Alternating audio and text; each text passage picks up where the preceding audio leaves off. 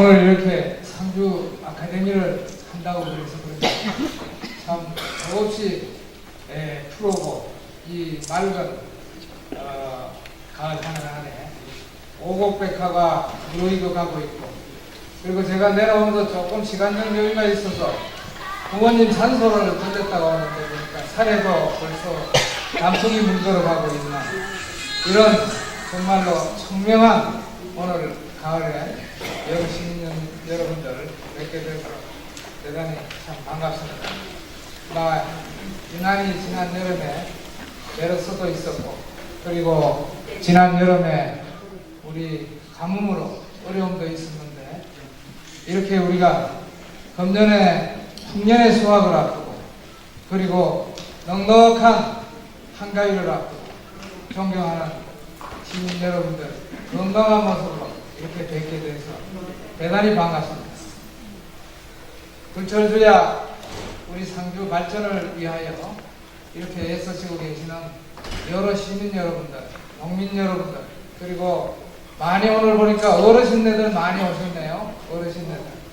또 상주시 우리 존경하는 관계관님, 상주시 우리 관련단체 장님들, 관계관님들, 또 시의원님들, 도의원님들, 그리고 우리 읍면 동장님들, 또 우리 지도자 협의회 여러분들, 이렇게 오늘 농번기에 어떻게 보면 굉장히 바쁘신 시기고, 그리고 업무적으로 바쁘신 시간에 제가 이게 별로 여러분들 기대를 못 미칠지 모르겠어요. 이렇게 귀중한 시간 내줘서 오늘 함께 우리 강복 70년 한국의 시대정신이라는 이런 거에 대해서 같이 고민하는 이런 자리를 함께 해주셔서 대단히 우선 감사드립니다. 알고 보면 저도 이 상주 촌놈입니다. 제가 제가 아까 소개를 굉장히 길게 소개를 해주셨는데요. 상주 참 제가 알고 보면 촌놈입니다. 참 그 가난하고 굶주렸던 우리 어릴 때 무작정지가 참 겁없이 서울로 올라가가지고, 그러다 보니 그때 우리 농촌이 너무 힘들어서 부모님 어깨라도 좀 덜어드려야지 하면서 우유 배달도 하고 하면서 등록금도 벌고, 그리고 용돈도 벌고, 이렇게 하면서 참 그 당시에는 우리나라가 소득이 60불, 참 우리 너무 힘든 시절이었어요. 그래서 그 당시에는 어떻게 하면 우리 이 가난을 벗고 우리나라를 경제 부흥을 시키느냐, 이게 그때는 아주 화두였습니다. 그래서 그때 학과가 제일 인기 있는 학과가 뭐냐, 경제학과였어요. 그래서 제가 참 경제학을 택하게 된 거예요. 경제학을 하다 보니까 또 주위에서 이야기는 경제학을 했으니 정부 가서 좀 경제정책도 하고 좀 정부에 가서 일을 하고, 이렇게 하면서 자꾸 옆에서 국가시험을 보라 그러더라고요. 그래서 본 것이 제가 행정고시를 봤더니만 운 좋게 3학년 때 지금, 그리고 났더니만 또 우리 연사님들이 너는 좀 빨리 말이야 했으니까 좀 외국물 좀 먹고 오라, 외국에 가서 좀 물 좀 먹고 오라. 그래서 간 게 제가 참 미국이었는데, 미국 지가 돈이 있으면 가야 돈이 없었어요. 그때 엄두를 못 냈습니다. 그런데 참 길이, 우리가 뜻이 있으면 길이 있다고 미국서 어느 날 장학금 통지서가 왔다.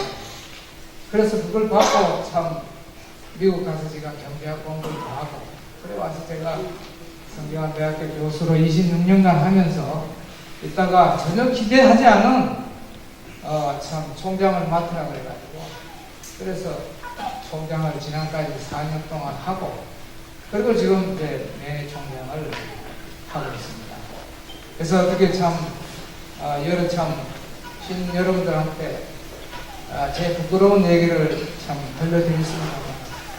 돌이켜보면 참 제가 이렇게 촌놈으로 이렇게 성장할 수 있었던 것은 우리 참 고향인 상주의 언덕이다. 상주의 언덕의 덕분이다. 저는 이렇게 하고 늘 고향 상주를 정말로 자랑스럽게 생각을 하고 있습니다. 그래서 저를 흔히 주위에서 이 개천에서 용난 사람이다 이런 얘기 합니다. 개룡남이라고 저를 하는데 예, 그럴지 모르겠습니다. 그렇습니다. 그런데 앞으로 우리 상주의 젊은 청년들, 젊은이들이 많이 계룡남이 나와가지고 개천의 용이 나왔습니다. 우리 상주와 대한민국에 큰 기여를 하는 이런 인재들이 많이 나왔으면 좋겠습니다. 특히 상주는 제가 오기 전에 며칠 전에 점심에 막걸리 한 잔 먹으면서 우리 학교에 한국을 대표하는 그 한학자가 있었어요. 신 교수라고 그분하고 먹으면서 상주에 대해서 얘기를 좀 했어요. 그랬더니만 이 양반이 상주가 고향이면 대단하다. 뭐가 대단하냐? 제가 물으니까 상주의 이 상자가 숭상할 상자라고 합니다. 여러 가지 뜻이 있지만 원래 뜻은 상주의 이 상자는 숭상한다는 상자입니다. 고래로 우리 상주는 숭상하는 고을이라는 뜻이라는 겁니다. 그렇게 상주를 존경했다. 숭상해야 할 도시가 상주다. 숭상합니다. 그리고 그 상주의 상자는 우상자하고 같은 뜻이랍니다. 우상자. 그건 뭐냐? 다른 도시보다는 위에 있는 도시, 우러러보는 도시라는 얘기랍니다. 우러러보는 도시. 이게 참 우리 상주라는 제가 얘기 듣고 그 좀 기록을 찾아보라고 했어요. 제가. 그런 기록. 그런데 이렇게 참 지가 이렇게 숭상할 만한 이런 우리 고을, 우러러보는 고을에서 촌놈으로 태어나서 이렇게 지가 참 오늘 상주 아카데미를 이렇게 서게 된 것은 정말 제가 무한한 영광이라고 생각합니다. 예. 조금 이제 좀 들어가서 금년은 여러분들 아다시피 우리나라가 다시 씻을 수 없는 일제 압박으로부터 그 광복이 된 지 70년입니다. 그 일제 캄캄한 시기에 우리 한국에 시를 발표한 용기 있는 시인이 있었어요. 그 시가 하나가 우리 이상하 시인이었습니다. 이상하라는 시인이 1926년 캄캄한 일제시대죠. 그 일제시대에 개벽이라는 잡지가 있었습니다. 개벽이라는 잡지. 거기에 이상하 시인이 빼앗긴 덜에도 공원 오는가 하는 시가 있었습니다. 아마 여기 어르신네들은 이 시를 줄줄줄줄 외우고 계실 거예요. 빼앗긴 덜에도 공원 오는가. 지금은 남의 땅 빼앗긴 덜에도 공원 오는가 하는 거였습니다. 우리 조국 강토 산천을 일본한테 짓밟히고 이 빼앗긴 강토를 언제 봄이 오느냐, 해방이 오느냐 하는 그 해방을 절규한 시였습니다. 그리고 3년 후 우리나라 시인은 아니지만 인도 유명한 시인, 아마 어르신들 아실 거예요. 타고르라는 시인, 타고르가 한국에 대해서 아주 정말로 위대한 시를 하나 동아일보에 실었습니다. 1929년에. 그거 한번 좀 보려고. 일찍이 아시아의 황금 시기에 빛나던 덩촉의 하나인 코리아, 그 등불 한번 다시 켜지는 날에, 등불 한번 다시 켜지는 날은 해방을 얘기합니다.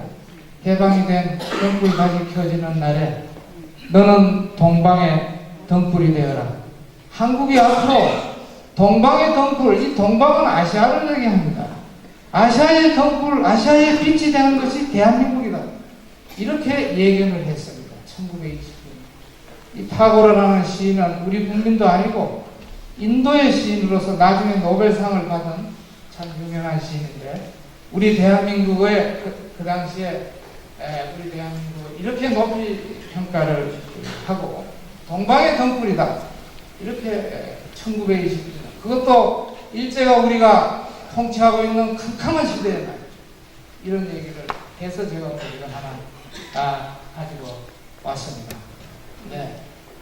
그 후 1945년 연합군 그 선봉에 섰던 미국의 히로시마 원자탄 한 방이 일본의 군국주의를 무너뜨렸습니다. 그리고 일본 천황이었던 히로히토는 무조건 항복을 하고 우리 대한민국의 태극기 물결 속에 우리는 드디어 해방을 맞은 것입니다. 그래서 해방을 맞고 나서 이상하 시인이 얘기했던 빼앗긴 덜의 그 흙을 만져보고 사람들이 얼마나 기뻤는지 몰랐습니다.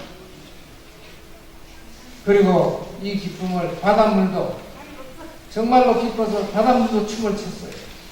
그 감격과 기쁨, 이것이 담긴 것이 뭐냐면 8.15 해방, 우리가 광복절 노래입니다. 광복절 노래. 그래서 제가 죄송스럽지만 오늘 얘기 본론으로 들어가기 전에 이 빼앗긴 덜의 흙을 다시 만져보고 이 기쁨을 강물도 바다도 춤추는 이 광복절 노래 한번 시작하고 우리 광복절 노래 하고 한번 시작하면 어떻겠습니까? 한번 좀 해주시죠. 제가 여기에 가사가 하나 있습니다. 누가 좀 선창을 누가 한번 하실래요? 앞에 한 줄만. 지가 하겠습니다. 지가 한 줄 하고 선창. 제가 노래 별로 못하죠. 다시 안보다 바람들고 춤을 춘다.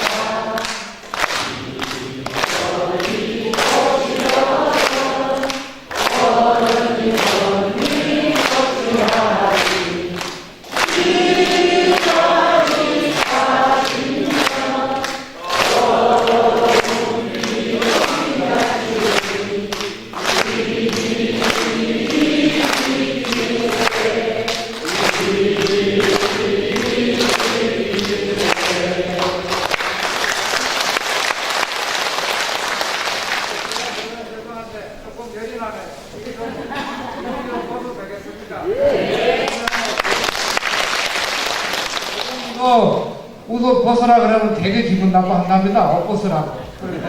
제가 그런 뜻은 전혀 아닙니다. 어떤 좀 내려놓고 편안히 합니다.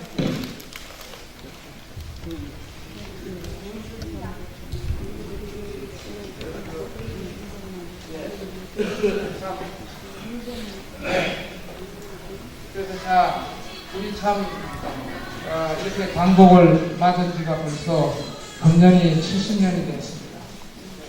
그래서 제가 오늘 상조 아카데미에 우리 시장님하고 정 과장님이, 이 정 과장님도 우리 제 고향 그 마을 옆 동네인데 오라 그래가지고 뭘 할까 하고 고민하다가 금년이 광복 70년이니까 여기서 좀 저희들이 뭐를 좀 따봐야지. 그러면서 우리가 광복 70년을 맞으면서 내일을 좀 우리가 희망찬 내일을 우리가 참 좀 같이 고민해야 될 이런 부분이 있어야 되지 않나. 그게 시대정신이야. 그래서 이걸 가지고 제가 들고 나왔습니다. 그래서 오늘 제가 지금 하는 것은 광복 70년을 되씹어보고 좀 성찰하는 이런 저희들이 시간을 갖고요. 그리고 우리보다는 우리 자식들 세대, 우리 후손들이 더 번영된 앞으로 미래를 열어가야 됩니다. 우리보다. 전 늘 그렇습니다. 학생들한테 나보다는 당신 자네들이 잘 돼야 돼. 제자들이 잘 돼야 돼. 형보다는 동생이 그래야 돼. 그래야지 사회가 미래가 있고 발전이 돼. 그래서 그것이 바로 우리가 광복 70년을 맞는 데서 우리가 시대 정신을 찾는 의미라고 생각하고 있습니다. 광복 70년 참 우리 여러 어르신들 많이 오러 오셨는데 광복 70년 참 우리 시련도 많고 어려움도 많은 참 70년이었죠. 그리고 그 속에서 우리는 어려움과 시련을 딛고 도전을 하면서 그 역사 전환기의 구비구비 전환기를 그런 전환기를 우리는 성공적으로 엮어낸 것이 광복 70년이었습니다. 그 지난 70년의 시대를 나름대로 여러분들 생각이 좀 다를 수도 있습니다. 있지만 제가 본 그 큰 고비는 5번이 있었지 않았나. 먼저 우리나라 세운 건국이 있었고요. 그 다음에 6.25 전쟁이 있었습니다. 그리고 이 가난을 우리가 씻고 조국 경제를 하자는 산업화가 있습니다. 그리고 우리나라를 민주주의로 민주화하는 민주화가 있습니다. 그리고 마지막으로 오늘날 우리 살고 있는 이 세대, 이거는 정보화와 세계화 시대라고 저는 생각합니다.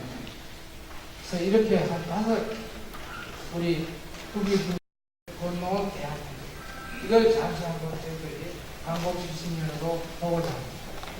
그래서 맨 먼저 1차는 건국인데 너무 잘 아시죠?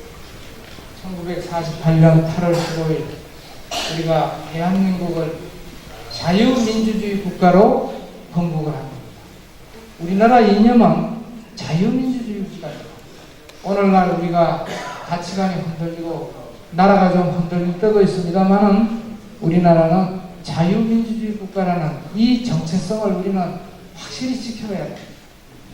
왜? 이건 우리 조상과 선조들이 나라를 만들 때 건국할 때 이걸 우리나라를 이렇게 세워줬기 때문에 우리는 그걸 잘 보존해야지. 지키고. 그러면서 그해 8월 15일 날 건국하고 10월 달에 그 당시 유엔은 파리에 있었습니다. 파리에 여러분들 아시는 조병옥 박사하고 장명 박사가 가서 우리나라 그때는 대표 자격도 없어요. 그러니까 어떻게 보면 참석자로서 가가지고 우리 대한민국을 한반도에 있어서 유일한 합법 정부로 파리 유엔 총회에서 승인을 해준 거예요. 대한민국을 한반도. 이것이 건국이었습니다. 근데 한편으로 보면 우리 아쉬운 건국이었죠. 북한의 공산주의를 우리는 건국으로서 끌어들이지 못하고 남한 대한민국의 건국이었기 때문에 이 분단의 고통과 아픔은 지금도 광복 70년에서 분단을 그대로 우리는 지금 지니면서 우리가 참 민족의 이런 슬픔을 안고 있는 겁니다. 역사는 말해주고 있습니다. 둘로 나눠지기 쉽지만은 하나로 합치기는 이렇게 어렵다는 겁니다. 이것이 참 우리 대한민국 광복 70년의 역사에서 둘로 나눠지기 쉽지만 하나로 합치기는 이렇게 어렵다. 이것을 저희들이 아직도 뼈저리게 느끼고 있습니다. 두 번째가 6.25 전쟁입니다. 잘 아실 겁니다. 공산주의가 엄연히 우리 대한민국을 난침을 했습니다. 이렇게 참 수백만 명의 목숨을 앗아갔죠. 너무 잘 아시기 때문에 하겠습니다. 그러나 여기에서 저희들이 꼭 기억해야 할 우리 고향 상주는 여러분들 아실 겁니다. 우리 대한민국에 꺼져가는 그 당시 불꽃, 거의 공산화가 다 된 피로 물던 이 땅을 마지막으로 지킨 게 어디였어요? 낙동강 전투였어요. 최종 보루. 거기에 중심이 우리 고향의 이 상주일 때였어요. 정말 자랑스러운 우리 자긍심이고, 이것은. 그 낙동강 전투에서 우리가 승전하지 않았다면 오늘날 대한민국은 어떻게 됐을까 하는 것을 저희들은 지금 참 저희들이 생각하지 못할 일이 벌어졌어요. 그 낙동강 물에 정말 피로 물던 낙동강 물, 그것이 오늘날 어떻게 됐어요? 21세기 낙동강 시대를 이어가고 있는 위대한 역사가 지금 전개되고 있습니다. 이게 우리 상징입니다. 그리고 세 번째가 이 산업화였습니다. 그 당시 참 너무나 저희들이 굶주리고 가난했습니다. 이 가난을 공업을 건설해서 근대화를 하자는 것, 조국 근대화를 하자는 것이 바로 산업화였습니다. 제가 그때 참 얘기를 좀 하면 서울로 올라가는데 가보니까 아침에 어머니가 새벽밥을 해주세요. 그러면서 그때는 쌀밥이 귀하니까 새벽밥을 해주면서 어머니가 밀빵 있잖아요. 밀빵, 밀로 만든 빵, 그거 이렇게 쭉 밀어 그걸 몇 덩어리 싸주면서 그래 이거 먹고 잘 올라가라 이거 싸줍니다. 그래서 그걸 들고 참 발길이 안 떨어지는데 참 손이 안 떨어지지만 그 가니까요. 그래서 그 밀빵을 들고 상주에서 김천을 돌아서 서울에 가면 한 10시간, 12시간 넘어 기차 타고 내리면 이게 전기기관 차기 때문에 코하고 입주기가 새카맣게 얼음이 여기 새카맣게 그게 참 우리 1960년대 우리 산업화 전이었어요. 그런데 산업화가 시작되면서 1970년 시원한 경부고속도로가 뚫리더라고요. 정말 경부고속도로 그 당시에 2년 반 걸렸습니다. 그래서 1970년 10월 1일 날 개통이 됐습니다. 그래서 지금까지 참 우리 전국이 고속도로가 되고 있습니다만 참 이 경부고속도로가 앞으로 우리 빨리 통일에 앞으로 통일 얘기가 나옵니다만 통일로 연결이 돼서 저기 평양 압록강까지 이 남북을 관통하는 고속도로가 연결돼야 된다. 저희들은 그렇게 생각합니다. 그리고 고속도로가 뚫리니까 1973년에 옆에 있는 포항에서 제철소에서 첫 샘물이 쏟아져 나왔어요. 그거 참 감동적이었어요. 우리나라에 저런 제철소에 샘물이 나오고 73년도 샘물이 쏟아지고 그리고 그해 호니 자동차가 생산이 됐어요. 그리고 전국에는 여러분들 지금 기억이 나실 겁니다. 잘 살아고 그래, 잘 살아고 그래. 우리도 한번 잘 살아고. 새마을운동이 전국에 정말로 새마을운동이 전국을 우리가 국민들한테 운동을 하게 됐습니다. 그 당시 이 어록에 보면 박태준 사장이 포항제철 사장이었는데 이 박태준 사장이 포항제철 전 직원 수백 명을 모아놓고 우리 이 포항제철이 완공이 안 되고 샘물이 안 나오면 전부 다 저 영일바다 앞에 가서 다 빠져 죽자고. 다 빠져 죽자고. 그런 땀과 피를 흘리면서 건설해서 오늘날 세계적인 우리 제철소가 포항제철. 그리고 그 다음에 이제 전국적으로 여러분들 아시는 울산공단이 생기고 문을 열고 그리고 도로공단에 문을 열고 그러면서 가발과 참 섬유와 이런 게 수출이 되면 1977년에 드디어 우리나라는 수출 100만 부를 달성했어요. 지금 우리나라는 세계 수출이 합해서 8위 국가가 있어요. 이것이 우리나라 산업화의 그 하나의 과정으로서 여러분들 너무나 잘 아는 이런 그 스토리입니다. 이렇게 우리 산업화가 이렇게 빨리 성공적으로 이렇게 잘 이루어진 걸 보고 세계는 박수를 보내주고요. 그리고 찬사를 보내면서 야 이거란 말로 한국의 한강의 기적이다. 한강의 기적이란 말을 우리가 먼저 쓴 게 아닙니다. 외국 사람들이 보고 한국민의 정말 이렇게 부지런하고 용기 있고 그리고 도전적인 이런 거를 보고 한국에 찬사를 보내준 거예요. 이 대목을 우리가 정말 잘 봐야 돼요. 찬사를 보내줘요. 우리 좋은 일 있으면 저 칭찬하고 좋은 사람은 자꾸 해줘야 돼. 그래야지 사회가 가죠. 그래서 외국에서 우리나라한테 한강의 기적이라는 얘기를 해주면서 박수를 치죠. 외국. 그래서 이게 오늘날은 한강의 기적이라는 얘기가 이제 보편화가 되었습니다. 그게 막 산업화였습니다. 그리고 네 번째가 민주화입니다. 흔히 우리 민주화는 시체의 산을 넘고 피의 강을 건너야지만 민주화가 됩니다. 예. 시체의 산을 넘고 피의 강물을 건너야지만 민주화가 된다.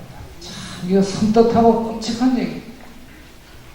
다시 말하면 국민의 많은 희생과 피를 흘려야지 민주화가 된다는 얘기입니다.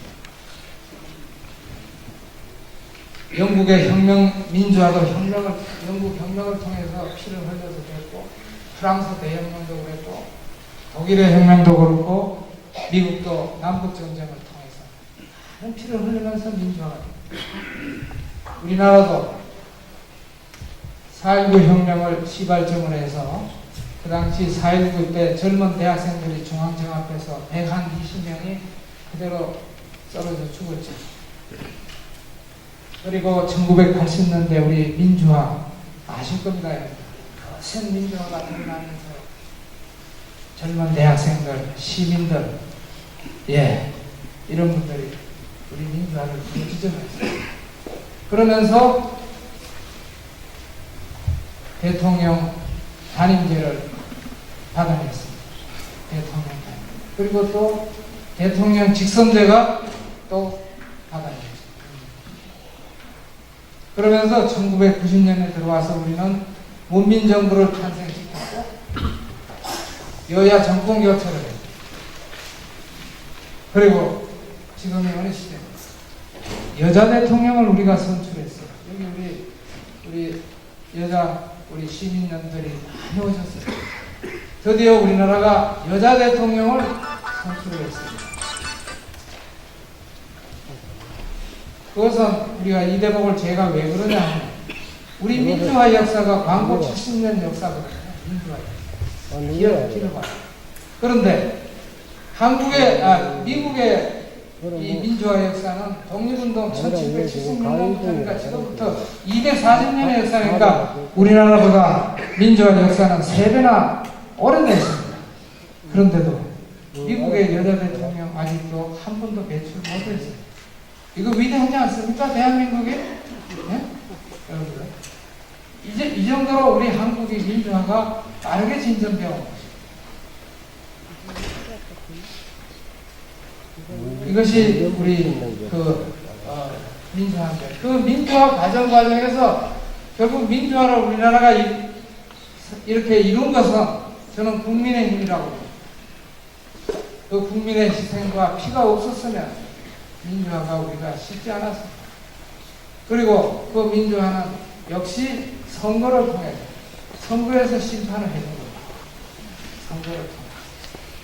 그래서 우리는 민주화가 이렇게 짧은 시간이지만 70년의 소설에서 남부럽지 않은 민주화를 하고 있고 여자 대통령을 배출할 때까지 온 것이죠. 그 다음에 5번째, 우리 해방 70년의 큰 전환기가 지금입니다. 저는 지금을 정보화와 세계화 시대라고 봅니다. 우리나라 정보통신기술, 소위 말하는 IT라는 기술, 정보통신 기술, 이건 최선진국입니다. 우리나라. 여러분들 아시다시피 핸드폰 하나 들고 컴퓨터에서 인터넷만 보면 전화번호가 있으면 세계 어느 곳까지는 언제든지 통화할 수 있고, 세계에서 일어나는 일을 우리가 볼 수 있고, 문자로 보낼 수 있고, 할 수 있는 이 세대, 세계 정보를 우리는 한눈에 보고 있고, 또 우리가 보내고 있고, 우리나라 일어나는 일들이 세계 시민들한테 다 전달되고 있습니다. 세계 속에 우리는 살고 있죠. 이것이 바로 우리는 정보화와 세계화를 또한 우리 대한민국이 성공적으로 이룬 그런 국민들입니다. 예전에 제가 좀 너무 저거 하나 말씀드리면, 예전에 할머니, 할아버지나 아버지, 어머니 보면 손자 보는 게 1년에 한 2번밖에 안 돼요. 추석에 만나. 추석에 오면, 추석이나 설에 오면, 아이, 내 새끼 봐. 막 껴안고 있고. 그리고 이제 떠날 때는 우리 농촌에서 그 옥이냐 금이냐 갖고 놓은 농산물 그거 싸서 보내줍니다. 그게 우리 옛날 어머니들. 지금 우리 어르신들이나 우리 어머니 아버지들 세대 보십시오. 언제든지 핸드폰 하나 들고 아침 저녁으로 손자하고 통화하고 며느리하고 통화하면서 잘했느냐 하면서 이 통화하고 그렇지 않습니까? 예. 그런 지금 이 정보화 세계화에 우리는 살고, 이게 대한민국이 특히 그런 데서는 선진국입니다. 그리고 예전에 우리 참 그 할머니들 하면은 70, 80대면은 모임에 가면은 군번이 제일 높아요. 70세, 80세가. 군번이 제일 높고 제일 어른이었어요. 근데 요즘은 80대 어른도 가서 군번이 제일 높지 않습니다. 90대, 80대 후반 우리 어른들 많으세요. 가끔 이렇게 어른들 보는데 70대 하면 요즘은 세댁이라고 그런답니다. 세댁. 그럴 정도로. 이렇게 우리가 참 하면, 그건 뭐냐? 우리가 즐겁게 손자, 손녀, 친구, 가족들하고 소통하고, 대화하고, 즐겁게 생활하는 거죠. 그러니까, 오래오래 사시고, 건강한 거죠. 이게 오늘날 우리 대한민국의 이 광복 70년, 참 우리 대한민국의 광복 70년은 성공한 70년입니다. 누가 뭐래도. 그래서 여러분들 이 광복 70년을 우리가 맞으면서 성공한 이런 우리 우리 조상들, 선조들의 이러한 좀 뜻을 기리면서 제가 요 사진을 좀 이렇게 몇 카트를 여기 가져왔어요. 그거 한번 보면서 다시 한번 옛날 한번 생각해요. 1948년 건국입니다. 이게 좀 오래돼서 흐린데요. 중앙청 앞에 우리 대통령, 이승만 대통령 취임하고 한 그런 그 다음에 50년 6.25 전쟁입니다. 배를 타고 기약 없는 길을, 피난길을 가는 겁니다. 이런 것이 있어요. 좀 사진이 오래돼서 좀 그렇습니다만. 그 다음에 70년대 산업화 하면서 우리 한강의 기적 속에 각 공단에 우리가 도시에서, 농촌에서 이 공단으로 갔죠. 여기서 제가 이 사진을 특별히 가져온 것은 산업화 쪽에 우리 여성들의 기여에 대해서 우리 사회에서 아직은 잘 모릅니다. 우리 공단에서 산업 일꾼으로서 남자들보다 여자들의 그 기여가 굉장히 컸습니다. 공단에서 봉제 공장에서 일하면서, 가발 공장에서 일하면서, 섬유 공장에서 일하면서 돈 벌어가지고 부모님한테 꼬박꼬박 매달 붙여드립니다. 용돈 드립니다. 그리고 나중에 가서는 또 시집 미처까지 만드십니다. 그게 우리 산업화 과정의 여자분들의 큰 기여입니다. 그리고 이게 민주화 운동인데 80년대 아실 겁니다. 많은 분이 참 희생과 피를 흘렸죠. 그리고 2000년대 우리 IT 반도체와 휴대폰. 우리나라 반도체는 세계 1위입니다. 휴대폰은 지금 애플하고 1, 2위를 다투고 있습니다. 역시 최고의 우리나라입니다. 네, 조금 숨은 얘기를 하나 얘기 드리겠습니다. 반도체가 이제, 이 반도체에 대한 생각이 누가 했냐면 돌아가신 이병철 회장이 그걸 하셨어요. 그 자서전에 보면 1986년에 이병철 회장이 반도체를 한다고 저기 기흥 산골짜기에 공장을 닦는다 그러니까 다 반대하더라는 겁니다. 그거 하면 망한다고. 심지어는 주위에 있는 삼성에 그 제일 척은 부하들까지 대놓고 반대하고 떠나더라는 겁니다. 사람들 하나둘씩 아이고 난 이 회장을 존경은 하지만 난 저런 일 하는 거 못한다고 떠나더라는 거예요. 그래서 이병철 회장이 그렇구만. 이병철 회장이 떠나는 사람을 보면서 그래 떠나더라도 앞으로 내가 하는 반도체가 잘 되면 다시 나한테 찾아오고 반도체가 잘 되면 다시 찾아오고 그렇게 해서 많은 사람이 다 떠나갔는데 이게 오늘날 세계적인 기업으로 우리나라뿐만 아니라 모든 거에 있어서 반도체가 없으면 우리가 기기가 작동을 하지 않습니다. 정말 용기 있는 결단을 그때 하신 거죠. 그리고 이 지난 광복 70년 특히 6.25 전쟁 이후에 지금까지 60년 동안을 이 어렵고 힘든 시기지만 우리가 이루어낸 이 성공의 역사를 영화로 담은 영화가 하나 나왔죠. 여러분들 많이 보셨을 거예요. 그 영화가 부산의 국제시장을 배경으로 하는 국제시장이라는 영화입니다. 아마 보셨을 거예요. 거기에 주인공이 덕수라는 남자 주인공입니다. 그래 나오면서 정말로 우리가 가난하고 어렸을 때부터 이 발전한 대한민국의 살아온 인생을 이렇게 영화화한 겁니다. 국제극장이었어요. 그 측면에 보면 흥남철수 일사후퇴 장면이 나옵니다. 여기 보시지만 이 옆에 있는 밴드예요. 지금 여기 그리잖아요. 이게 미군 군함입니다. 군함에 올라타면은 남쪽으로 와서 사는 거고 군함에 올라타지 못하면 그 자리에서 북한 공산 그 비행기가 그대로 폭격을 해서 죽는 겁니다. 이 생사의 갈림길이 있는 건데 그 장면으로부터 시작합니다. 그때 여러분들 생각나시죠? 굳세어라 검순아 하는 이 노래가 있어요.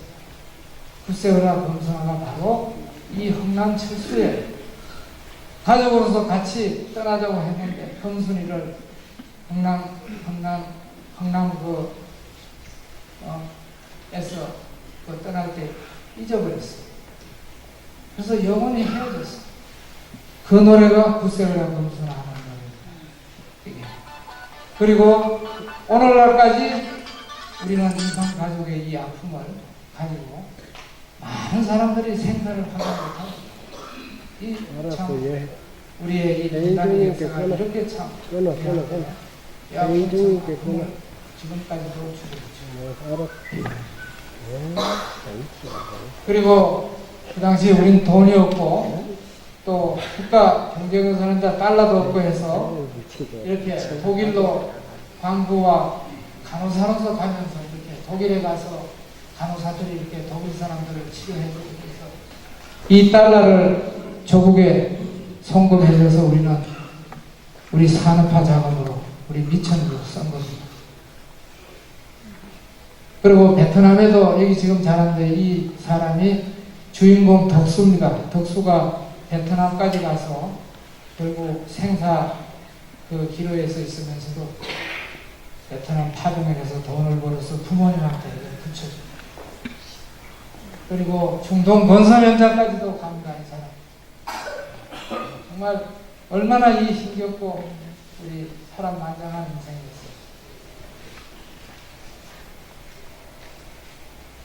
그러면서 우리는 아직도 이게 지금 여의도 광장인데 1984년 처음으로 이산가족 운동이 일어났을 때 여러분들 아실 겁니다. 우리나라 전체가 눈물 받아가지고 그 이산의 아픔, 이산가족의 아픔 이런 것을 저희들이 아직도 민족 상잔의 이런 아픔을 우리가 끝내지 못하고 있죠. 그러면서 우리나라는 이제 드디어 세계 13위의 경제 대국으로 이렇게 성장을 했습니다. 그리고 이것이 우리 광복 70년의 그런 여러 가지 스토리가 이런 스토리가 있습니다. 그래서 참 광복 70년 우리 정말로 자랑스럽고 성공한 우리 광복 70년이 아니겠습니까? 여러분들 어떻습니까? 우리 한번 이렇게 일으켜 주신 여러분들한테 한번 좀 감사의 한번 마음을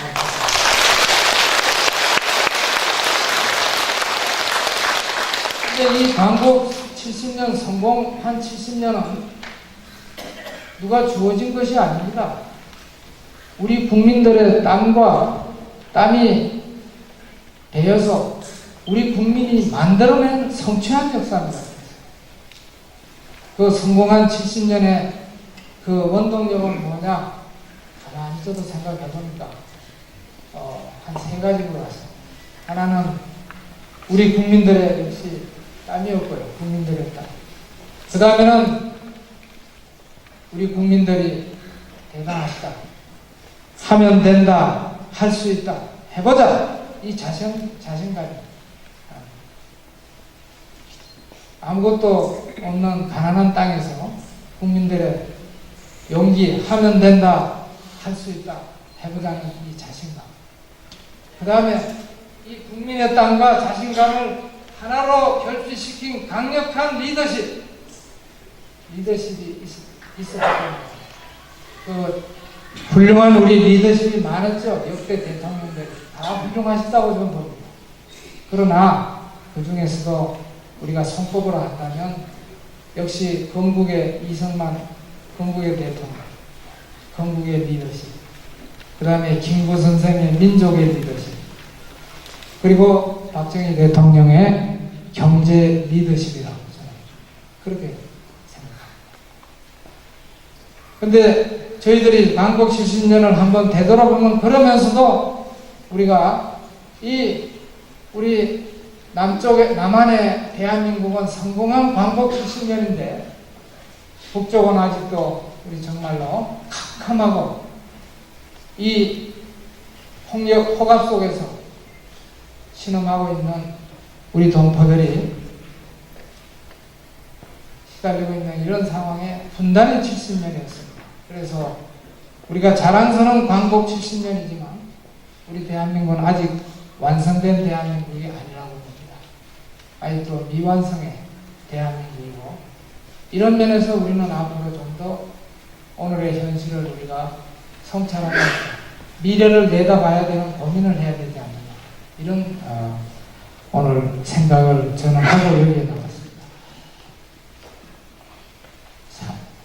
이런 광복 70년의 역사 속에 제가 여기 상주에 아카데미로 왔기 때문에 상주에 좀 제가 이 상황, 이 역사를 제가 좀 짚어봤습니다.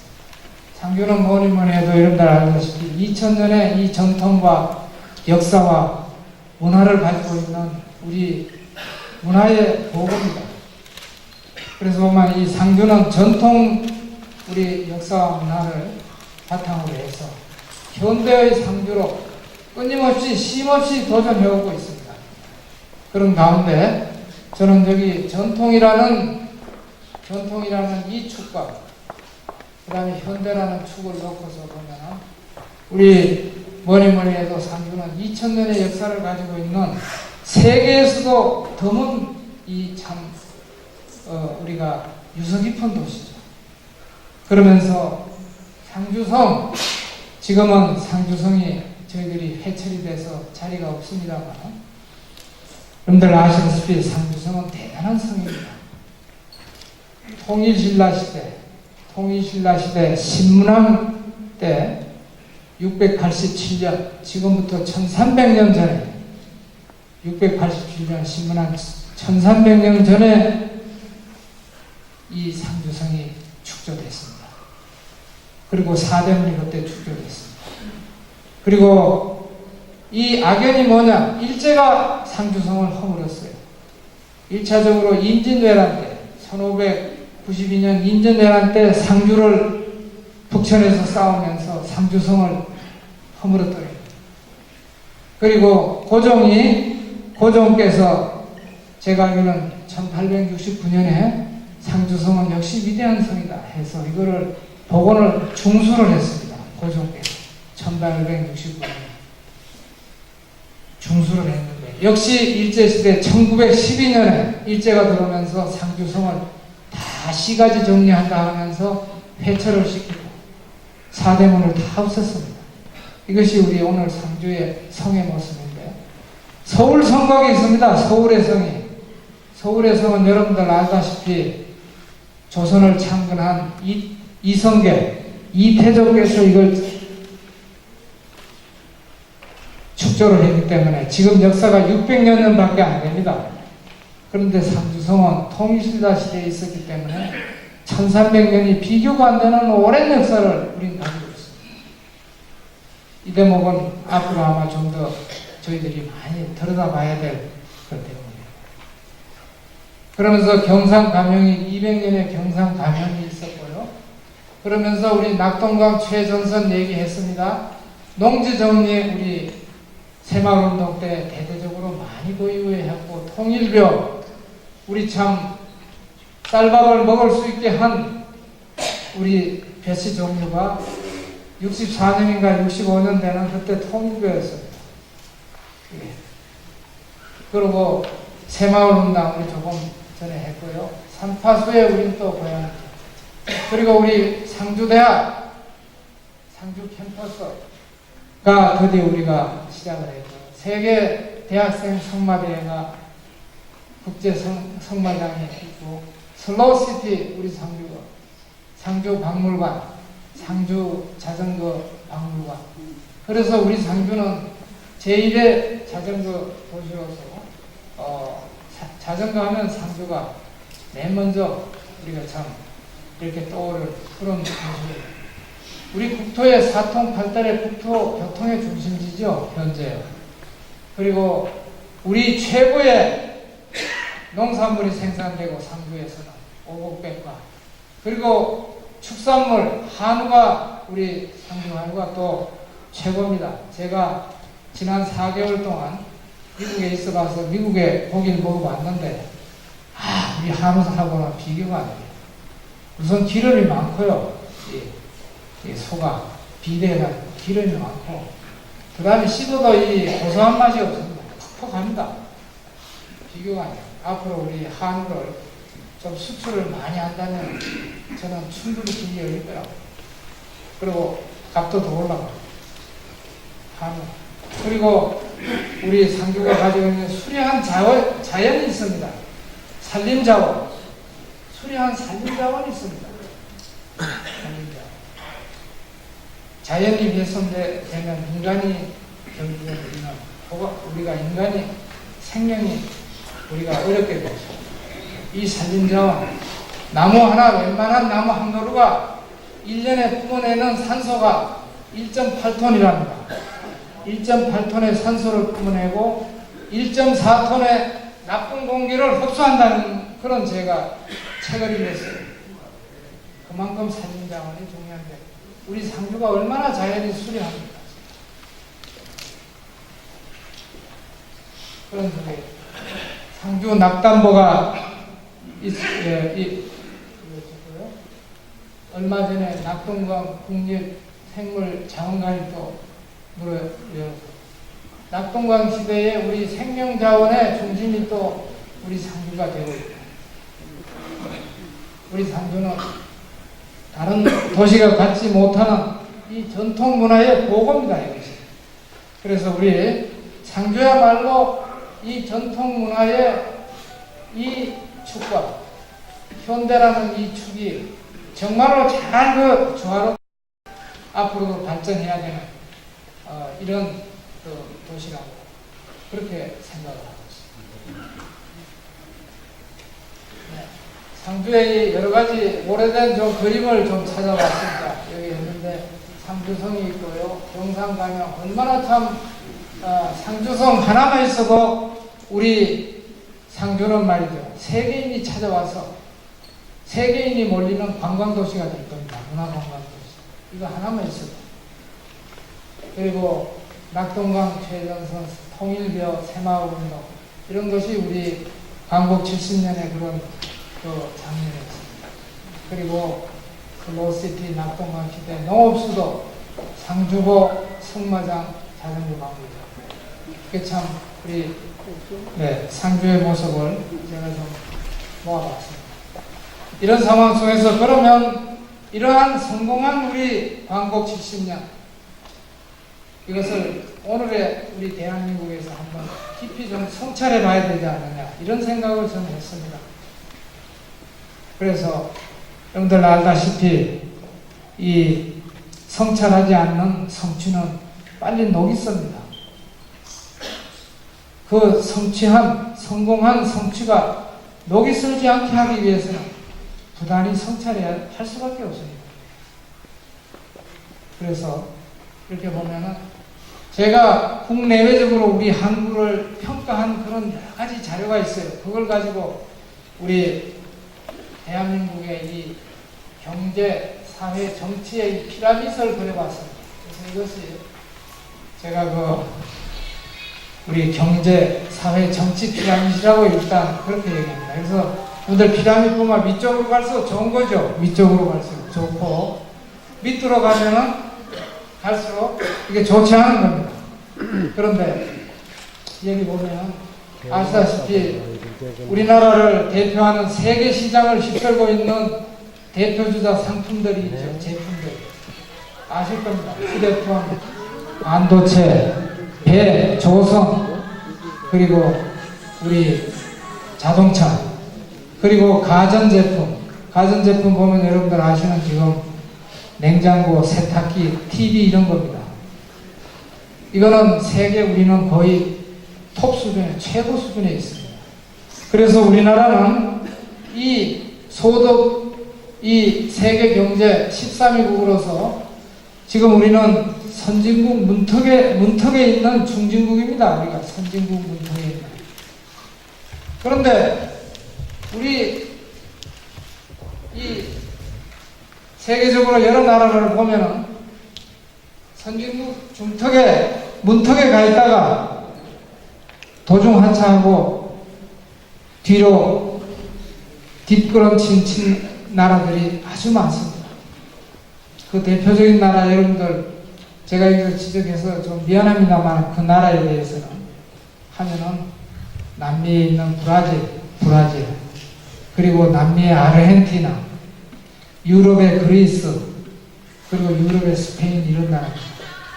이런 나라들이 10년, 20년 전에 이미 선진국 바짝 문턱에 가 있는 아주 선망의 대상이 되는 나라였어요. 그런데 이 나라들이 선진국에 진입을 실패하고 지금은 어떻게 보면 유럽에 또는 남미의 벌칫덩어리가 되고 있어요. 벌칫덩어리가. 그게 왜 그러냐? 그것이 중진국 병에 들었습니다. 중진국 병에 들었습니다. 중진국 병. 그 병에 중진국 병 중에서 어떤 병이냐? 그거를 공통적인 걸 제가 한번 깊이 들여다보니까 세 가지 병이 있어요. 이 나라에. 실패한 거. 하나는 뭐냐면 부정부패였습니다. 그리고 또 하나는 사회 분열과 갈등이었습니다. 뭘 하면 좀 양보하고 그리고 타협하고 협력하는 것보다는 그저 갈라놓는 것. 그래서 분열과 갈등이 심해요. 그리고 마지막으로는 정치가 낙후됐습니다.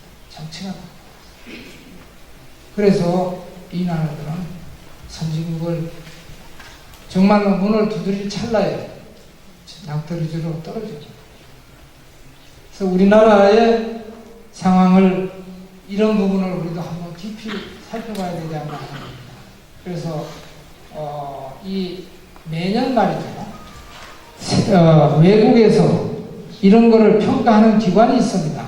그게 세계 가치 조사라는 게 있습니다. 세계 가치 조사, 월드 밸류 서베이, 세계 가치 조사 기관이 있어요. 거기서 조사한 결과를 제가 여기서 한번 보여드리겠습니다. 우리나라에 대해서 보면은 대단히 참 슬픈 얘기지만 이 선진국에 가지 못한 이 나라들의 중진국 병에 우리도 상당히 위험한 수위에 가야 돼요. 위험한 수위. 그래서 보면은 우리나라 이 정직성 50개 나라를 평가했는데 40이 50위 안에 들고 있습니다. 사회가 깨끗하지 못하다는 겁니다. 그래서 보면 부정부패가 많고 검언들이 많고 이런 사회를 아직도 우리는 벗어나지 못하고 있다. 그 다음에 분열과 갈등이 역시 한국도 심해서 불신이 신뢰도가 낮다. 불신의 사회가 많이 많은데 이런 얘기를 하면서 우리도 아시죠? 보면은 뭐 좌파와 우파, 보수와 진보, 지역 간 갈등이 아주 심합니다. 그리고 우리 보면 이 정치 수준, 아직도 한국의 정치는 후진적이다 이렇게 평가합니다. 보면은 국민을 위해서 국민을 제일 높이 놓고 정치를 한다면 왜 안 되겠습니까? 국민을 위해서 타협하고 양보하고 하면 거기서 우리가 합의가 나오죠. 근데 그렇지 않고 당리당략을 따지고 정파적인 이익을 따지고 뭐 복잡한 오물이 거기 끼니까 이게 정치가 후진적일 수 있습니다. 그래서 우리 대한민국의 이 앞에 얘기한 이들 나라들이 겪었던 그 중증병이 우리도 잘못하면 이런 데 빠져들 수 있는 상당히 위험한 순간이다. 이것이 오늘날 우리 대한민국의 하나의 현실. 이건 제가 한 게 아닙니다. 외국의 기관들이 이렇게 평가해서 책으로 발간한 내용을 제가 봅니다. 그리고 이제 우리가 드디어 그러면서 우리는 지금 현재 1인당 소득 3만 불을 내다보고 있는 우리 중진국에 있습니다. 이 광복 70년에 성공한 70년을 우리가 성찰하고 그러면서 우리보다는 우리 자식 세대, 우리 후손들이 더 번영되고 희망된 사회를 앞으로 열어가도록 우리는 그 밑거름 역할을 해야 되지 않느냐, 이 시대는. 그런 생각을 저는 해봤습니다.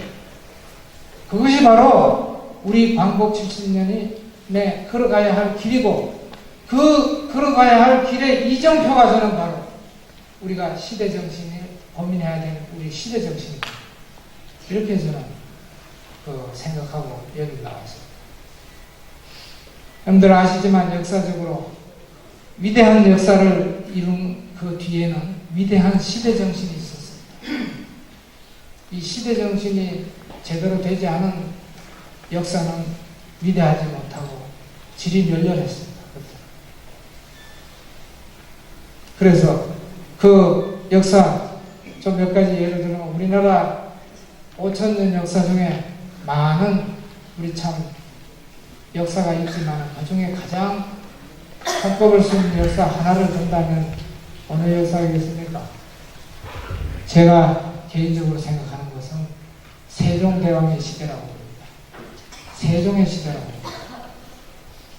세종은 그 당시 절대 군주로서 임금이었는데도 본인을 겸손하게 낮추고 국민을 위해서 늘 소통하고 헌신하고 그리고 국민을 배려하는 그 시대 정신을 내걸고 국가와 국민들하고 화합을 했습니다.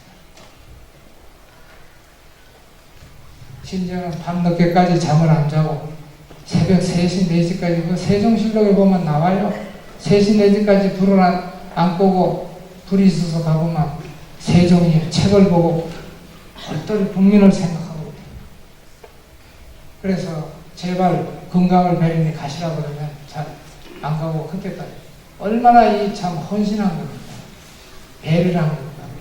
그래서 참 우리 국민들하고 소통할 수 있는 제일 중요한 게 뭐냐? 말과 글이더라 이거예요. 말과 글이었으니까 국민하고 소통이 안 되는 겁니다. 그러니까 훈민정음이라는 한글을 만든 거죠. 그래서 그 세종의 시대 정말 위대한 시대였습니다. 이런 시대 정신이 역시 있었기 때문에 세종 시대가 열린 겁니다.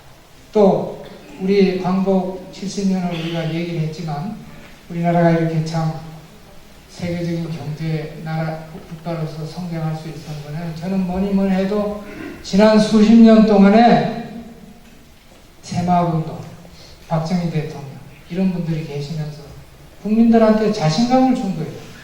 하면 된다, 할 수 있다, 해보자. 해보니까 반드시 큰 열매가 열리더라는 거예요. 하면 된다, 할 수 있다, 해보자. 이 자신감의 시대 정신, 이게 저희들은 또 우리 광복 70년에 큰 우리가 시대 정신으로서 우리 광복 70년을 이룩한 거죠. 그리고 또 외국에 보면 우리 2차 대전 여러분들 아실 겁니다. 우리 어른들은 2차 대전 아실 거예요. 독일과 이 이태리와 일본이 이 미치광이가 됐어요. 미치광이가 되게 세계를 지배하려고, 세 나라가. 그래가지고 세계를 지배하려고 하니까 미국과 영국과 프랑스 이런 나라들이 연합을 해서 그러지 마, 그걸 평화를 지켜야 된다. 싸움이 2차 대전입니다. 그때 세계에 우리 지도자가 여러 사람이 있지만 그 중에 제일 앞에 선 사람이 누구냐 하면 여러분들 아시는 윈스턴 처칠, 영국의 처칠 수장이었어요. 매일같이 폭격을 하고 피를 흘리고 하는데도 처칠은 용기 있게 내근기 시대 정신에 이런 거였습니다. 국민들한테 피와 땀과 눈물과 희생을 해주십시오. 자, 그때 전쟁터에 그렇게 폭탄이 떨어지고 피를 흘리는데 그 얘기를 감히 한 사람이 없었어요. 그런데 처칠은 국민들한테 피와 땀과 눈물과 희생을 시대 정신으로 내버려서 2차 대전을 지휘를 합니다. 그래서 어떻게 됐습니까? 연합군이 승리를 했죠. 그래서 우리가 역사를 가만히 들여다보면 이 위대한 역사 뒤에는 그 위대한 시대 정신이 있습니다. 그리고 앞으로 우리가 지금부터 우리 참 여기 계시는 시민들뿐만 아니라 우리 후손들이 맞닥뜨릴 그 시대는 뭐냐? 이런 세대입니다. 서로 교류 협력하고 개방하고 공유하고 그리고 평화로운 세계 시민으로서 살아가는 이런 시대입니다. 그래서 이제는 우리가 분열하고 갈등하고 이런 사회가 아니고 세계 사람들과 함께 교류하고 이렇게 개방하고 협력하고 살아가는 세대를 맡고 있습니다. 그러지 않은 국가, 그러지 않은 민족은 이 지구촌에서 점점 사라집니다. 우리 참 안타깝게도 동포인 북한 앞으로 언제 어떻게 될지 몰라요. 저렇게 살면. 왜 저렇게 삽니까? 세계의 한 가족으로서 협력하고 협조하고 화해하고 칭찬하면서 이렇게 살지 왜 그렇게 사는지 모르겠어요. 이런 사회를 우리는 살아가고 있어요. 근데 가까운 예로 우리 중국 1992년에 중국하고 우리가 수교를 했어요. 금년이 해수론 24번째 해인데요. 20년 전에 중국하고 보세요. 이건 철천지 원수로고 철의 장막 속에 갇힌 나라 이렇게 했는데 20년 동안에 우리 중국하고 우리는 최고의 지금 경제교류하고 있고 사람교류 요커 중국 관광객이 얼마나 옵니까? 앞으로 저는 욕심이 있으면 상주에 이 풍부한 이 오곡백과하는 여기에 요커들을 많이 좀 끌어와면 좋겠어요. 끌어올 수 있는 그런 걸 좀 연구를 하면 좋겠어요. 요커들. 이런 나라들하고 지금 우리는 얼마나 우리가 지금 교류하고 협력하면서 개방하고 있죠. 가정에도 변화가 많이 일어났습니다. 어떤 가정에 가보면 제가 친구가 있어요. 가봤는데 시골입니다. 시골인데 독일인 사위를 뒀더라고요. 독일인 사위를. 그리고 우리 상주도 여기 와보니, 우리 와보니까 베트남 며느리가 와 계세요. 이거 개방해서, 우리는 개방해서 해야 된다. 개방. 이것이 앞으로 우리가 살아가야 될 세상입니다. 이것이 세상. 그러면서 우리는 평화롭게 우리가 세계와 같이 공존하면서 살아가는 이런 세상에 살아가는. 그리고 그러면서 미래에 있어서 우리가 건강한 우리 미래 사회, 번영된 사회를 살아가는 데 있어서 중요하게, 우리 미래 사회에서 중요하게 되는 게 뭐냐? 생명자원입니다. 생명자원. 요즘 여기 제가 소두에 건면에 가뭄이 들어서 이런 얘기를 했는데, 날이 갈수록 강수량이 줄어들어요. 기후변화에서. 그리고 그전엔 여름에 날씨가 좀 덥다 하면 30도 됐는데 요즘 덥다 하면 35도는 그냥 올라가요. 이렇게 지구가 뜨거워지고, 그 다음에 기후변화가 심한 이런 상황이기 때문에 비가 점점 강수량이 줄죠.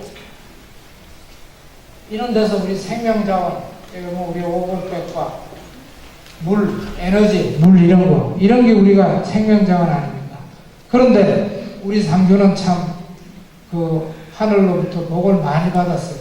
그래서 오곡백과가 정말 풍성한 도시고, 삼파수의 고향, 우리 아까 조금 얘기했는데, 물이 그래도 상주는 상당히 풍부한 곳입니다.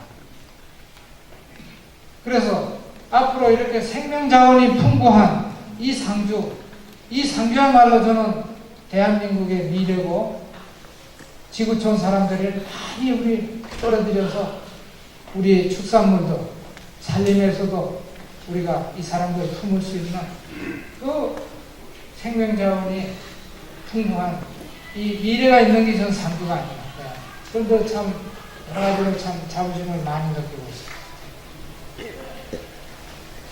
그래서 이런 가운데 우리가, 제가 감히 여러분들과 같이 오늘 한번 같이 고민해야 될 것은, 앞으로 우리 후손들에게 번영된 대한민국을 우리가 개선 발전시키기 위해서 한 3가지 정도 시대 정신을 제가 한번 정리를 해봤습니다.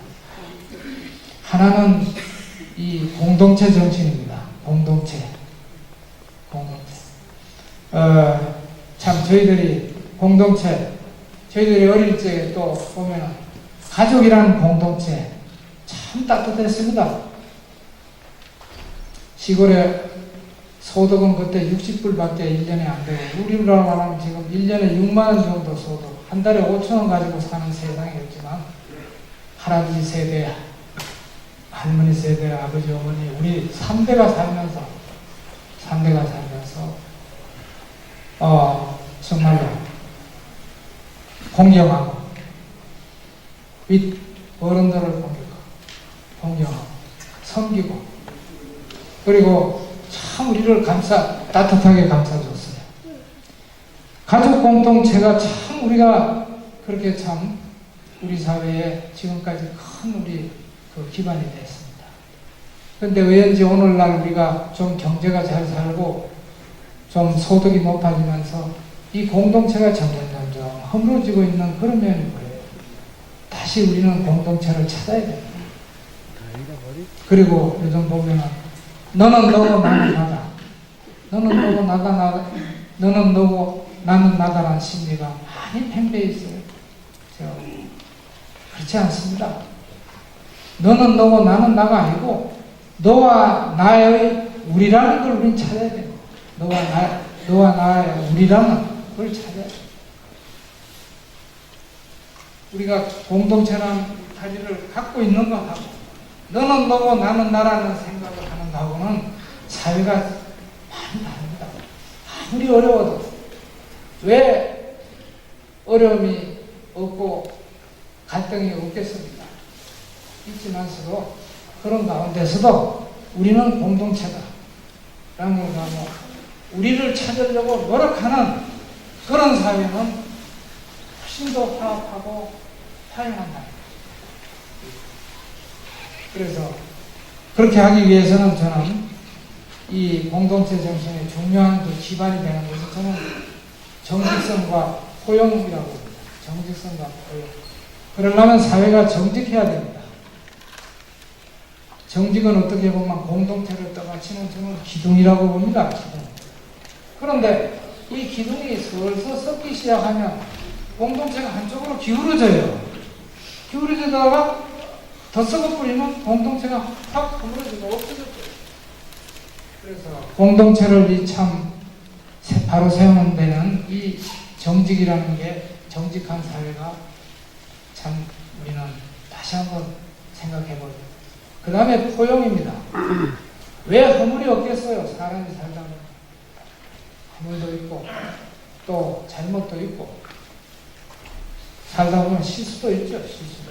그러나 그것을 포용이란 마음으로 접근하는 거하고 저거는 배척해야 된다고 생각하는 거하고는 전혀 틀리다. 그는 우리가 포용을 해요.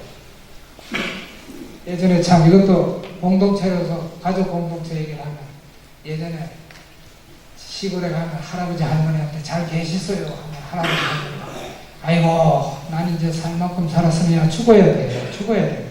죽어야 돼요. 근데도 안 죽고 오래 사세요. 할머니 할아버지. 그렇게 하세요. 근데 그렇지 않습니다. 할머니 할아버지가 그렇게 얘기는 하지만 우리도 팔남매가 같이 살다 보니까 형 동생하고도 싸우고 누님하고도 싸우고 또 잘못하면 어머니 아버지한테 종아리도 맞지 않습니까? 그래 뭐 맞고 나면은 집도 뛰쳐나가고 싶고 저 한쪽에서 쭈그리고 앉아서 참 정말로 억울하다고 해가지고 이렇게 앉아 있으면 할머니 할아버지가 부릅니다. 아무개야. 그래 가면은 아무소야 고구마 꾼 거, 그 다음에 방 꾼 거. 옛날에는 그 우리가 식량이 별로 없었으니까 그 국수꼬레 꾼 거, 네. 그런 거 써 주면서 야 너들 엄마 너들 형이 말이야 너를 뭐 나쁘게 해서 그렇게 때린 게 아니라 너를 다 기여해서 너를 위해서 합니다. 그 소리 들으면 마음이 착 가라앉아요. 이게 포용입니다. 가정적으로는 그런 포용, 사회적으로는 그런 포용, 이런 포용에 우리가 덕성을 쌓아야 돼요. 그래서 저는 공동체 정신으로서 앞으로 우리 사회가 지금도 좋은 우리 면을 가지고 있지만 정직성과 이 포용의 덕성을 우리가 많이 쌓아야 된다고. 두 번째는 역시 아까도 말씀하셨지만은 우리가 아직도 허리가 잘 되어 있기 때문에 통일은 우리가 지상의 과제입니다. 통일. 근데 말이 통일이지 통일은 쉽지 않습니다. 그리고 하루아침에 통일이 온다고 그러는데요. 하루아침에 통일이 오면은 민족 감정으로는 좋지만 사회적으로 굉장히 큰 혼란이에요. 북한이 우리보다 인구가 절반이니까 우리 쉽게 말하면 남쪽에 있는 우리 두 사람이 북한 한 사람들을 다 먹여 살려야 돼요. 그거 쉽지 않습니다. 그래서 통일은 준비된 통일이 와야 된다. 저는 늘 그렇게 얘기합니다. 준비된 통일. 준비를 해야 돼요. 준비된 통일. 그래서 요즘 뭐 정부에서 좋은 일 하래요. 조선일보하고 통일 나눔 펀드라 해가지고 십시일반으로 1,000원도 좋고 10,000원도 좋고 해서 통일 그 기금을 만들자 해서 지금 어제 신문 보니까 10만 명이 모였어요. 10만 명. 앞으로 아마 더 늘을 거라고 봅니다. 통일을 하려면 통일을 하는 그 우리 사회적으로 미천이 필요합니다. 미천이 단순히 저는 돈이 중요하다고 생각하지 않습니다. 돈이. 왜? 이건 한민족이기 때문에. 돈이 중요한 게 아니고 통일의 미천은 뭐냐? 화해와 통합이라고 봅니다. 그래서 제가 오늘 이 통일을 위한 화합과 통합의 미천, 이 자본을 우선 축적하자. 그러기 위해서는 북한을 감싸기 이전에 우리 남쪽 대한민국부터도 우리 사회를 통합하고 화합하자는 얘기예요. 통합하고 화합하고. 그렇게 하자면 이제 얘기가 통합 그거 뭐 대통령도 안 되는데 이거 말만 하면 되느냐 그렇게 얘기합니다. 근데 저는 그렇게 생각하지 않습니다. 분명히 이번에 저는 봤어요. 제가 밖에서 뉴스를 봤지만 이번에 북한이 6.25 전쟁의 최대 도발을 했죠. 38선에 대고 지뢰를 도발하고 포로서 공격을 했어요. 그래서 우리 참 직업군인 두 분이 정말로 평생을 말이죠. 정말로 참 어렵게 살고 있어요. 그랬는데 뭐 확성기도 틀어놨다 그래서 확성기 얘기를 많이 하는데 저는 확성기 효과도 기여했지만 그것보다는 우리 국민들의 북한에 대한 이 화학과 통합에 강한 이 힘을 보여줬다는 강한 그전 같으면 뭐 옛날 같으면 생필품 모으고 뭐 시장에 가면 돈이 났다 그러고 뭐 이런 얘기 많이 나오면 없었어요. 그리고 국민들 한 사람 한 사람은 자기 직장에서 열심히 일했습니다. 그리고 북한에서 하는 행동을 두 눈 부릅뜨고 쳐다봤습니다. 그리고 저녁을 남기던 젊은 20대 군인들은 저녁을 반납하고 북한이 이거 끝날 때까지 나 군대에 남겠다고 20대 30대 제대한 예비역들은 전쟁이 나면 언제든지 현역으로 복귀한다. 이 작은 걸지 모르지만 이런 우리 화학과 통합이 되니까 북한이 꿈쩍 못하고 설거머니 꼬리를 내리고 결국 100킬 던 겁니다. 100킬. 그래서 제가 말씀드리고 싶은 거는 앞으로 통일하는 거에서 통일에 하는 것은 이 화학과 통합만큼 강한 힘이 없습니다. 화학과 통합. 전 그렇게 봅니다. 그래서 멀리 있는 화학과 통합도 중요하지만 우리 생활 주변에 있는 이 화학과 통합의 이러한 그 우리 시대 정신을 엮어간다면 우리의 이 사회뿐만 아니라 북한 사회도 통일의 대열로 우리는 얼마든지 품을 수 있다 하는 그런 우리 자신감 이번에 우리가 보여줬어요. 이런 것이 앞으로 우리는 이루어져요. 그리고 이제 세 번째가 역시 우리는 앞으로 우리보다는 더 좋은 사회를 후손들한테 남겨줘야 돼요. 그게 저는 인류국가라고 봤습니다. 인류국가. 인류국가는 뭐냐 하면은 제가 지금 하는 것은 세계적으로 우리가 그냥 잘 사는 국가 이거보다 잘 살면서도 세계에 손가락 받는 그런 국가로서 잘 사는 그거는 우리는 인류국가가 안 됩니다. 존경받는 국가. 그러면서 선진국가입니다. 존경받고 선진국가 여러분들 한번 쭉 생각해 보세요. 어느 나라나 어느 나라 생각되죠? 그런 나라 대열에 우리 대한민국이 앞으로 들어가야 됩니다. 존경받아야 돼요. 그리고 선진국가가 돼요. 그렇게 하려면 우리가 지금부터 도전하고 혁신해야 됩니다. 이 사회가. 그래서 광복 70년의 우리 성공적인 역사도 우리가 많은 시련 속에서 도전과 혁신을 해왔기 때문에 우리는 그 역사를 이루었다고 저는 생각합니다. 그래서 제가 이번에 지금 뭐 이런 인류 국가의 대표적인 나라가 여러분들 미국이라 생각을 아마 되게 하실 텐데요. 그래서 제가 미국에 한 4개월 갔다 있다가 왔어요.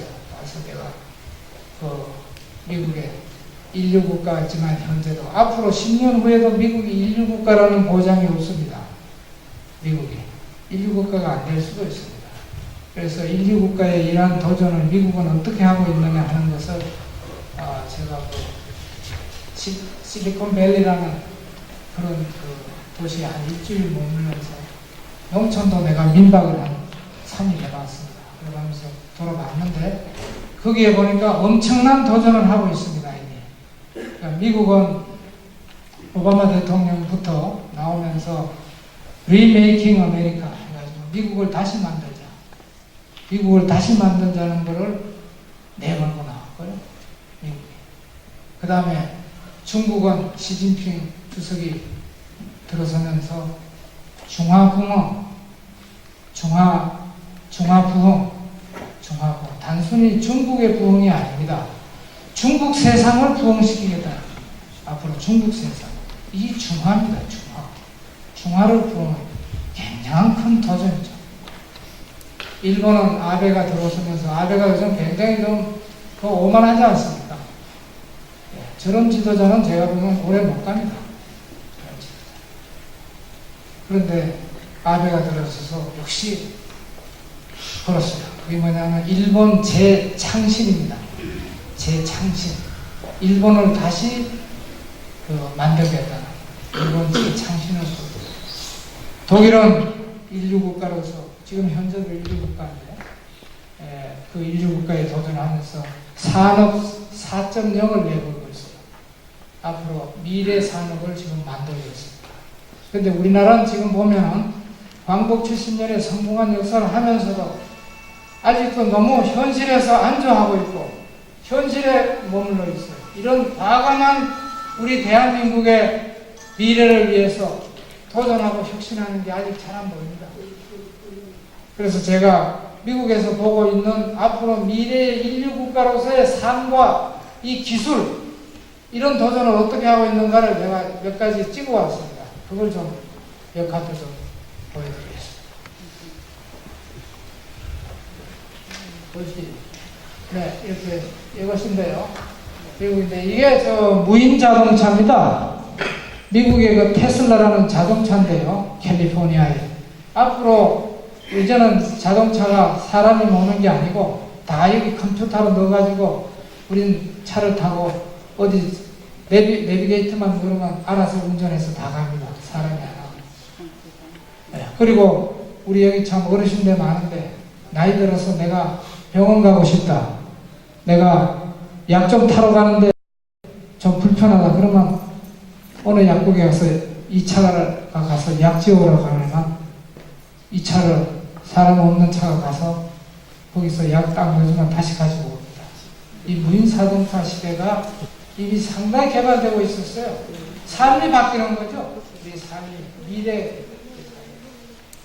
근데 이 자동차 하나가요 이미 시판이 되고 있는데 그렇게 비싸지 않아요. 뭐 우리 자동차 가격으로 봐서 그렇다는 겁니다. 이게 한 6천만 원 아닙니다. 6천만 원. 근데 우리나라 지금 우리 국내 자동차 중에서 그런 자동차가 많을 거예요. 그리고 이건 공해 무공해입니다.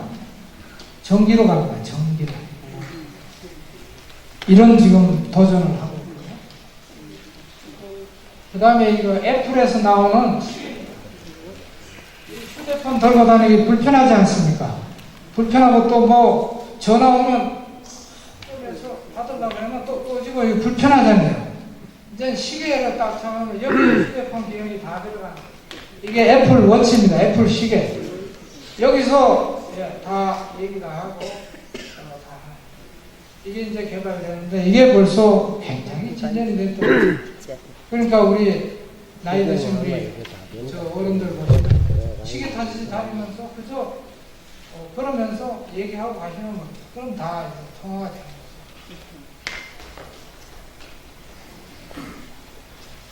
그 다음에 이 휴대폰이나 이 기능을 시계에 안 넣고 안경에 넣는 겁니다. 이 구글 글래스라고 구글이라는 회사입니다. 이 회사 가보니까 벌써 이게 상당히 진척이 돼요.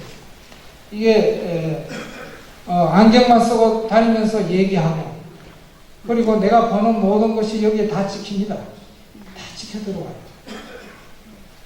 이게 이제 모양도 디자인도 보니까 아주 디자인이 세련됐어요.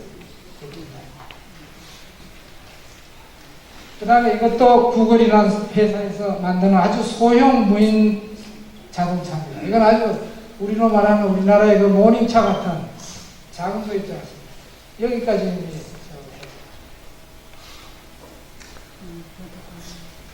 이게 3D 프린팅인데 이건 좀 생소하실 겁니다. 앞으로 우리가 프린터를 가정에 설치해 놓고 그 프린터 속에 설계 도면을 넣고 재료를 넣습니다. 그럼 거기서 내가 원하는 제품을 프린터로서 나오는 겁니다. 지금은 종이 프린터가 나오고 제품 프린터가 나오는 겁니다.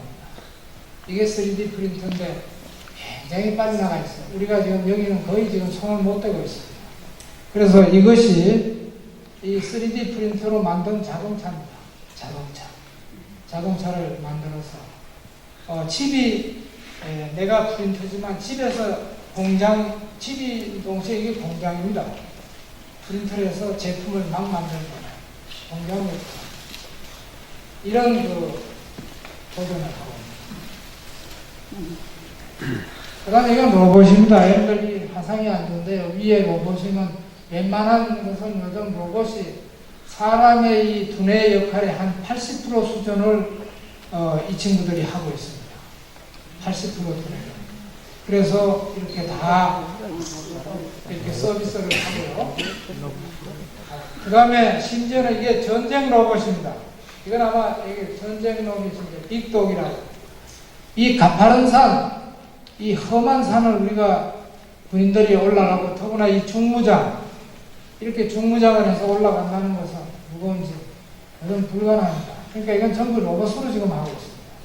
그래서 이 가파른 데일수록 험한 산일수록 그리고 뭐 사람 한 5명이 질 수 있는 이런 걸 치고 로봇이 올라가서 그 위에 올라가서 사격을 합니다. 이 로봇이 사격을 합니다. 그 다음에 이것은 여러분들 아는 드론입니다. 얼마 전에 왜 우리 북한에서 그 아주 초보적인 무인 비행기 드론이 날라와서 뭐 서울 상공을 찍고 갔다가 이래서 어디도 떨어지고 뭐 이런 거 있었죠. 이게 고급 드론인데 이게 굉장히 이미 발전했습니다. 그래서 이 드론이 제가 가보니까 농촌에 물 주고 약 쳐는 것까지 이 드론이 하더구만요. 물 주고 약 쳐는 것까지. 아주 소형 요 드론이 떠서 가면서 아주 낮게 떠서 다 이렇게 웬만큼 들어가요. 심지어는 택배가 요즘 유행입니다. 외국에는. 이 드론으로 여기서 피자를 날르고 있어요. 이건 소형인데 그래서 이런 지금 상황이 있습니다. 그래서 이게 제가 지금 몇 장 넘어 보는데 제가 이것을 보고 오늘 시대정신에 넣은 것은 인류 국가를 위해서 이 도전하는 그리고 혁신하는 것이 엄청나게 지금 빠르게 발전하고 있는데 우리 사회에 과연 이런 준비가 얼마나 되고 있고 얼마나 미래 사회를 위해서 우리 후손들한테 준비하고 있는지 여러 가지. 그래서 제가 지금 정부에 대해서도 이런 얘기를 좀 했습니다. 너무 현실만 보지 말고 미래를 좀 보자.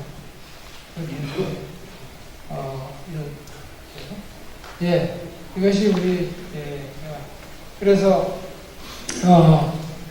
광복 70년을 저희들이 되새기고 그런 시대 정신을 우리가 좀 얘기를 하면서 저 나름대로 역사적인 교훈을 제가 한번 좀 정리를 했습니다.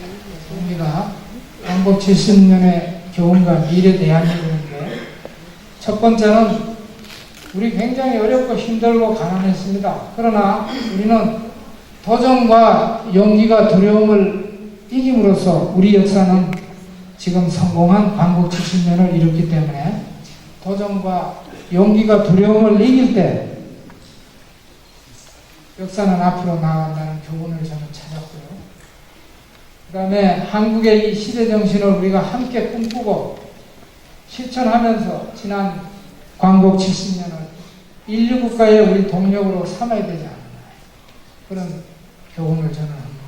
마지막으로 진실되고 정직한 역사 이게 필요합니다.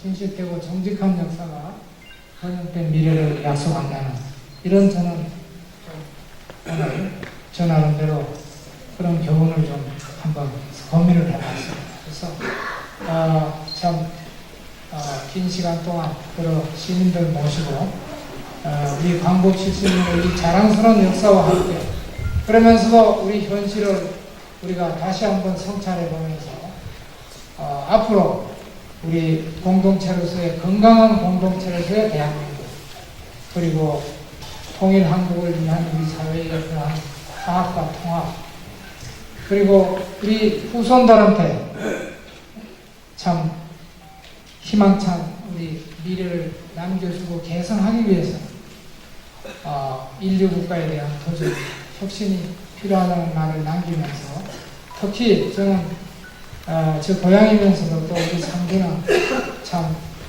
우리가 대한민국에서 어느 도시도 넘볼 수 없는 그런 2000년의 역사와 문화 전통을 가지고 있는 선비의 고을입니다. 그리고 우리 앞으로 대한민국에서 가장 좋은 이 생명자원을 가지고 있는 우리 상주입니다.